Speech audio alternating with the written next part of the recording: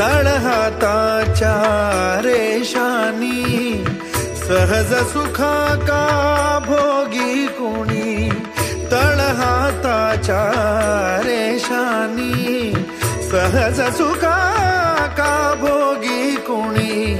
स्वयं प्रकाशी तू तारा चैतन्याचा गाभारा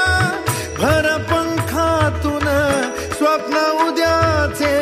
भर पंखातून स्वप्न उद्याचे झेप घेरे